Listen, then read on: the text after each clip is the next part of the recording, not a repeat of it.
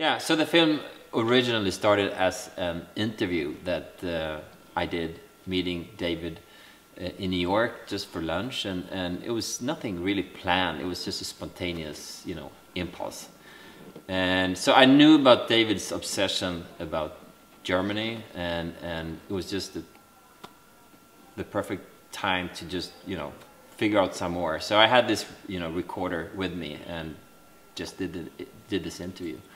And I didn't have a film in mind, but I realized this interview really could be, you know, worth turning into a film, which we did.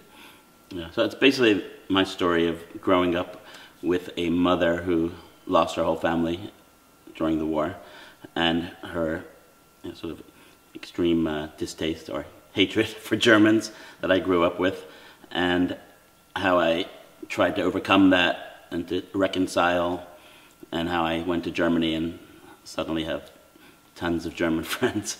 And it's just about some of the issues that are left over, and more generally about the universal questions of moral choices and what would we do if we were in a similar situation, you know.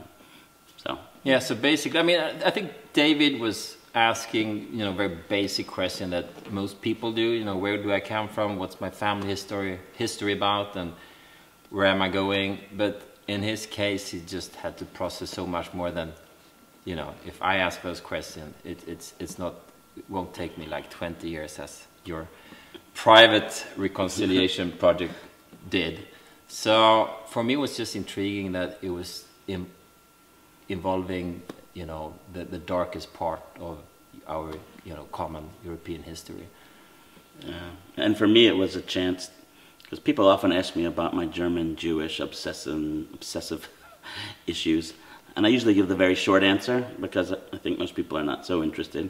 But when Niels asked me the question and then said, you know what, I have my recorder here, I want to hear everything, I was like, wow, somebody wants to hear the whole story. And I went on for an hour.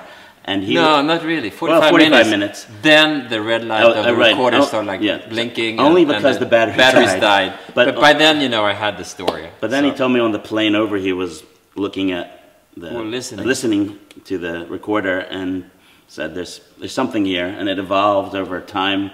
It took 6 years from the recording to maybe 5, but I mean from the original recording to the final film. It started as possible live action, and then we decided animation, and he was able to get funding from the Swedish Film Institute. But I was not an animator, so I had to make a sketch in order to raise the money. And then eventually sponsors said that, okay, we can sponsor you, but the condition is that you do the animation yourself, which I did, but it took some time. First animation. Yes.